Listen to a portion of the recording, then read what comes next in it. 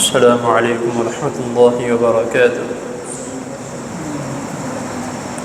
الحمد للہ وکفی وسلام علی عبادہ الذین اصطفی۔ اللہم صل علی محمد وبارک وسلم، اما بعد۔ احسن الکلام کلام اللہ واحسن الہدی ہدی محمد صلی اللہ علیہ وسلم۔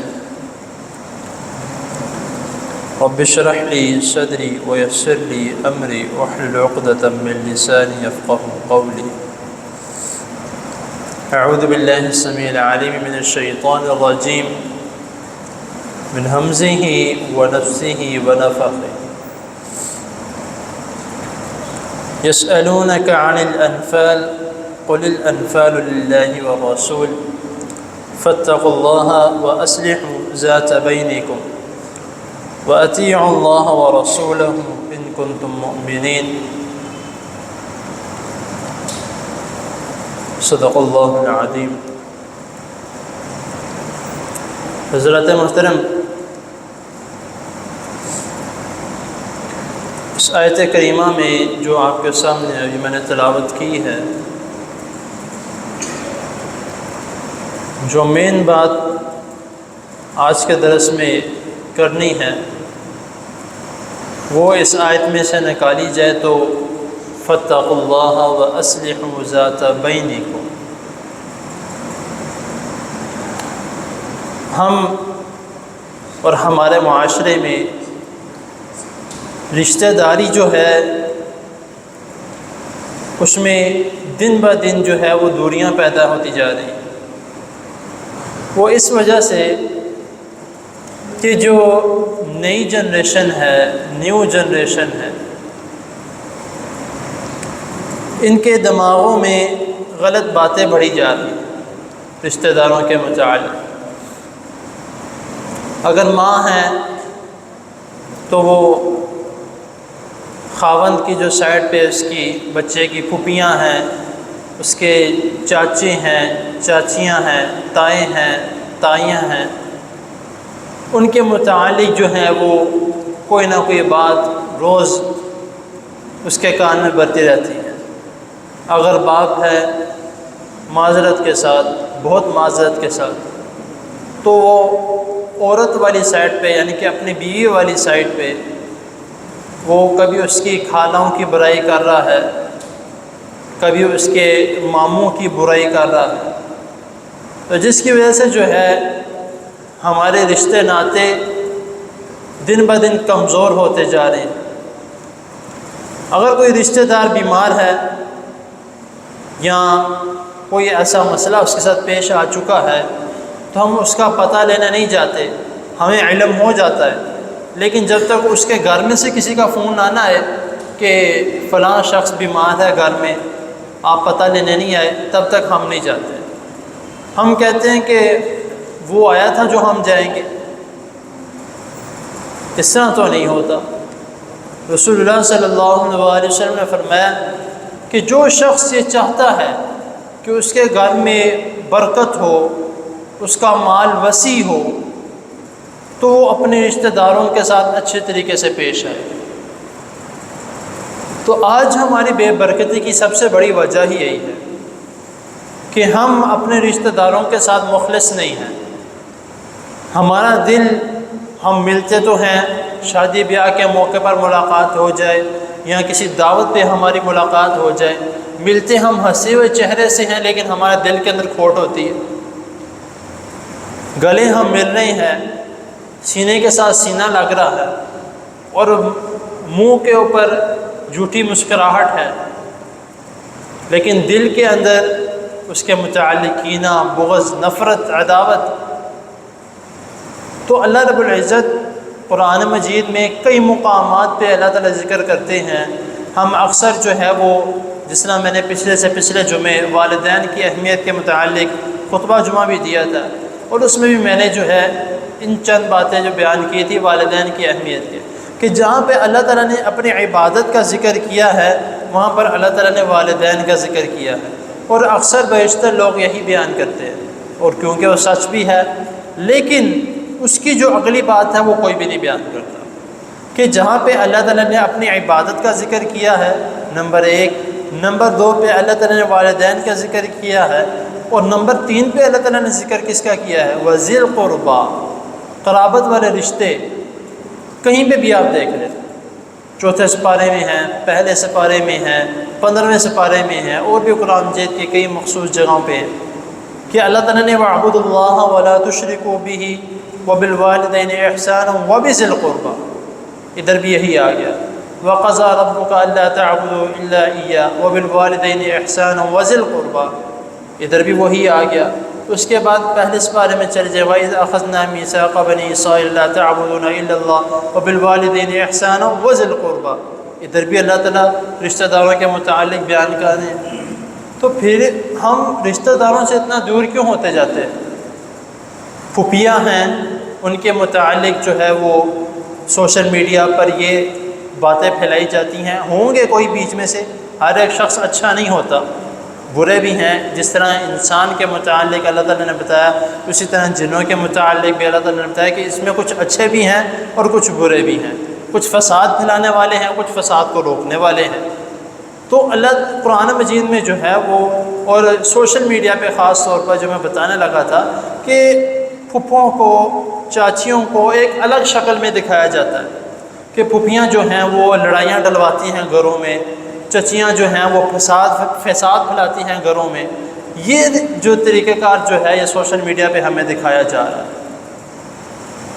ایک کسی شخص نے جو ہے وہ کوئی پھوپھیوں کے متعلق بیان بنایا ہوا ہے ایک کلپ کہ آج پھوپھو گھر پہ آ رہی ہے تو اس نے جو مہنگی مہنگی چیزیں ہیں وہ چھپا دو، جو اچھی اچھی چیزیں ہیں وہ چھپا دو، کیونکہ وہ آ کر نظر لگا دیتی ہے۔ یہ ہمارے معاشرے میں سکھایا جا رہا ہے۔ تو جب اس طرح کی باتیں سکھائی جائیں گی تو پھر ظاہر سی بات ہے ہمارے رشتے جو ہیں وہ دن بہ دن خراب ہوتے جائیں گے، اور جتنے ہمارے رشتے آپس میں خراب ہوں گے اتنی بے برکتی ہمارے رشتہ دار ہمارے اندر پھیلتی جائے گی، اتنی فساد ہمارے اندر پھیلے گا۔ سب سے پہلے اللہ تعالیٰ نے اگر صدقہ زکوٰۃ دینے کا ذکر کیا ہے، وہ سب سے پہلے رشتہ داروں سے شروع کرنے کا حکم دیا ہے کہ اپنے رشتہ داروں میں جان کے دیکھو، اگر کوئی ایسا ہے جو جس کو ضرورت ہے، سب سے پہلے اس کو تو باہر بعد میں جاؤ۔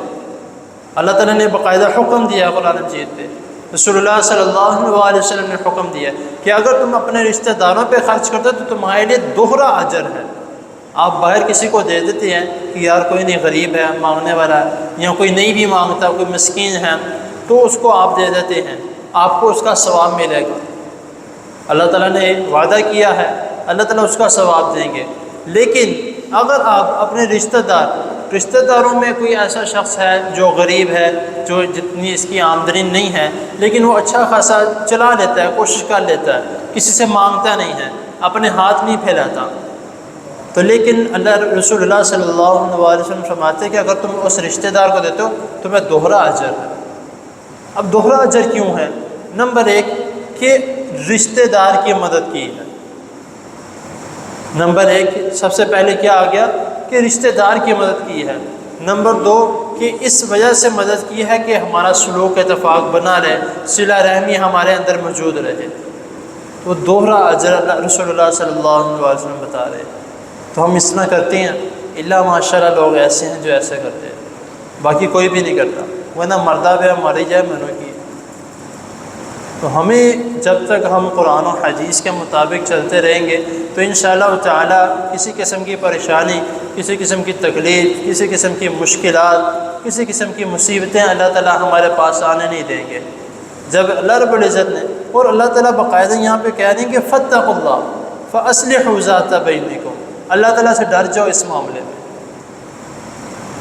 رشتہ داری کے معاملے میں اللہ تعالیٰ سے ڈر جاؤ، اور آپس میں ہمیشہ صلہ رحمی بنا کے رکھو۔ فاصلحوا ذات بینکم، بینکم کا مطلب کیا ہے کہ ایک دوسرے کے درمیان صلہ رحمی رکھو۔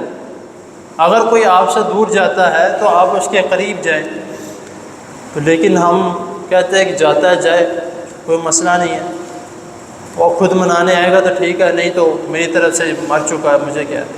ہم اس طرح کے الفاظ کہتے ہیں، اور کئی دیر گزر جاتی ہے، کئی مہینے، کئی سال گزر جاتی ہیں کہ کہ اگر کسی سے ناراضگی ہے اسے ناراضگی رہتی ہے، اور صرف اس تک نہیں رہتی ہے، آگے جو بچے ہیں وہ بھی اسی طرح ہی ہیں، وہ بھی کہتے کہ نہ ہمارے والدین نے کبھی بلایا، نہ ہم نے کبھی بلانا ہے، ہمارا کوئی رشتہ نہ آتا ہی نہیں ہے، اور کبھی کہیں پہ کسی جگہ پہ ملاقات ہو جائے تو آمنا سامنا ہو جائے تو پھر پوچھتے ہیں کہ یہ کون تھا جس سے آپ ملے ہیں یا جو ابھی مل کے گیا۔ تو بچوں کو رشتوں کا ہی نہیں پتہ ہوتا، کیونکہ کبھی ملے ہی نہیں تو ان کو رشتوں کا کس طرح پتہ ہوگا۔ تو اسی لیے جو رسول اللہ صلی اللہ علیہ وسلم نے، حالانکہ آپ رشتوں کے متعلق سن لیں، رشتے ہم آپس میں کراتے ہیں، بچوں کے کسی کا بچہ ہے کسی کی بچی ہے، رشتہ کرواتے ہیں، رسول اللہ صلی اللہ علیہ وسلم سب سے پہلے رشتہ داروں کا ذکر کیا، تمہارے پھپھویوں کی بیٹیاں، تمہارے ماموں کی بیٹیاں، تمہارے چاچوں کی بیٹیاں، تمہاری تائی کی بیٹیاں، ان کے ساتھ رشتے قائم کرو، اور باقی باتیں تو پھر بعد میں جا کے آتی ہیں۔ اللہ تعالیٰ نے سب سے پہلے ذکر ہی ان کا کیا ہے، اور ہم آج کل کے ہمارے معاشرے میں کوئی رشتہ داروں میں شادی کرتا ہے تو اس کو بہت معیوب سمجھا جاتا ہے۔ جہالت کا دور تو اب شروع ہو رہا ہے کہ ہم قرآن و حدیث کے خلاف جا کے اپنے آپ کو بہت ایفیشنٹ سمجھتے ہیں، اپنے آپ کو فیشنیبل سمجھتے ہیں کہ قرآن و حدیث کے الٹ جا کے ہم بہت اچھا کام کر رہے ہیں۔ آپ کسی ہاسپٹل میں چلے جائیں، جا کے اگر کوئی بچہ بیمار پیدا ہوا ہے، بیمار ہو گیا، تو ڈاکٹر سب سے پہلے پوچھتا ہی یہی ہے کہ آپس میں میاں بیوی کا رشتہ کیا ہے؟ وہ کہتے ہیں کہ کزن ہے، کہتے پھر ہونا ہی تھا۔ یہ ہمارے ذہنوں میں بڑا جا رہا ہے کہ اگر کزن ہے تو پھر یہ بیماریاں پیدا ہونی تھی، جو مرضی کر لو آپ لوگ، یہ ہونا ہی ایسا، نسل در نسل ایسے چل رہا ہے۔ یہ ڈاکٹر اس طرح کی باتیں ہمارے ذہنوں میں ڈال رہے ہیں، کیونکہ ہم جو ہے وہ پڑھ لکھ جاتے ہیں تو ہم کہتے ہیں کہ ہارمونز کا یہ مسئلہ آ جاتا ہے، کچھ وراثتی یہ مسئلے آ جاتے ہیں۔ ایسا کچھ بھی نہیں ہے، جو بیماری جس کو لگنی ہے وہ لگنی ہے، بے شک رشتہ دار ہو بے شک غیر رشتہ دار ہو، جو تکلیف جس کو آنی ہے وہ آنی ہے، جو مقدر میں لکھا ہے وہ ہونا ہے۔ تو ایسی باتیں ذہنوں میں ڈالنا، ایسے فساد برپا کرنا، یہ سراسر قرآن و حدیث کے خلاف ہے۔ ہمیں خود بھی بچنا چاہیے، اپنے بچوں کو بھی اس طرح کے اعمال سے بچانا چاہیے۔ کوئی بھی ایسا عمل ہو تو ہر قسم کی مصیبت سے انشاءاللہ تعالی اللہ تعالیٰ بچا کے رکھیں گے۔ ہمیں ہمیشہ جو ہے وہ اپنے اندر صلہ رحمی، ہمیشہ جو ہے رشتہ داری قائم کرنے کی کوشش کرتے رہنی چاہیے۔ جو بھی کوئی بھی کسی ہر معاملے میں، ہر رشتہ دار میں، ہر کسی نہ کسی میں کوئی نہ کوئی مسئلہ ہو جاتا ہے، ایسا کوئی نہیں ہے، لیکن جتنا زیادہ میرے والد گرامی اور والدین اکثر یہ بات ہمیں کہتے ہیں کہ کوئی بھی بات ہو کسی کے متعلق بھی، یہ نہیں صرف گھر والوں کے متعلق، کسی کے متعلق بھی کوئی بھی بات آپ کے دل میں کھٹک رہی ہے، کوئی بھی بات، تو رات گزرنے سے پہلے اس کو ختم کر لو۔ رات گزرنے سے پہلے اس کو ختم کر لو۔ کیوں؟ اگر رات گزر گئی، شیطان آپ کے دل میں مزید اور باتیں جمع کر دے گا، اور باتیں داخل کر دے گا، وہ پھر صبح تک ایک آگ، ایک پھٹکار بن جاتی ہے۔ وہ صبح یا کہیں بھی آپ ملاقات ہوتی ہے یا کسی اور سے ملاقات ہوتی ہے، پھر آپ اس کے متعلق چغلیاں کرنا شروع ہو جاتے ہیں، فلاں شخص اس طرح ہے، اس کے ساتھ بات نہیں کرنی، وہ آگے بتاتا ہے، دو باتیں لگا کے وہ آگے بتاتا ہے۔ اسی لیے فون کر لیں، کوئی بھی مسئلہ ہو جا کے مل لیں، لیکن کوئی بھی مسئلہ رات تک جو ہے وہ اس کو رہنے نہ دے، فوراً اس کو کلیئر کر لیں۔ تو انشاءاللہ تعالی اگر آپ ان باتوں پر عمل کریں گے تو اللہ تعالیٰ کے فضل و کرم سے ہمیں کسی بھی بے برکتی کا سامنا نہیں کرنا پڑے گا۔ اپنے رشتہ داروں کو جوڑ کر رکھیں گے، اپنے رشتہ ناتوں کو جوڑ کر رکھیں گے تو انشاءاللہ تعالی اللہ تعالیٰ ہمیشہ ہمارے کاروبار میں، ہمارے گھروں میں اللہ تعالیٰ برکتوں نازل فرمائیں گے۔ اللہ تعالیٰ کی حضور دعا ہے اللہ تعالیٰ ہمیں جو سنا ہے اس کو سمجھنے کے، اس پر عمل کرنے کی توفیق عطا فرمائے۔ وآخر دعوانا ان الحمدللہ رب العالمین۔ بیماروں کے لیے دعا کرے، اللہ تعالیٰ سب بیماروں کو صحت کاملہ عاجلہ عطا فرمائے۔ الحمدللہ رب العالمین والعاقبۃ للمتقین۔ اللهم صل على محمد وعلى آل محمد كما صليت على إبراهيم وعلى آل إبراهيم إنك حميد مجيد. اللهم بارك على محمد وعلى آل محمد كما باركت على إبراهيم وعلى آل إبراهيم إنك حميد مجيد. ربنا آتنا في الدنيا حسنة وفي الآخرة حسنة وقنا عذاب النار. ربنا ظلمنا أنفسنا وإن لم تغفر لنا وترحمنا لنكونن من الخاسرين. يا شافي الأمراض اشف مرضنا ومرضى المسلمين. يا شافي الأمراض اشف مرضنا ومرضى المسلمين. يا شافي الأمراض اشف مرضنا ومرضى المسلمين. اللهم انصر الإسلام والمسلمين. اللهم اشف مرضنا ومرضى المسلمين. أذهب الباس رب الناس واشف أنت الشافي لا شفاء إلا شفاؤك شفاء لا يغادر سقما. اللهم إنا نعوذ بك من جهد البلاء ودرك الشقاء وسوء القضاء وشماتة الأعداء. اللهم إنا نعوذ بك من زوال نعمتك وتحول عافيتك وفجاءة نقمتك وجميع سخطك. رب ارحمهما كما ربياني صغيرا. رب ارحمهما كما ربياني صغيرا. رب ارحمهما كما ربياني صغيرا. ربنا تقبل منا إنك أنت السميع العليم وتب علينا إنك أنت التواب الرحيم. وصلى الله تعالى على خير خلقه محمد وآله وأصحابه أجمعين برحمتك يا أرحم الراحمين.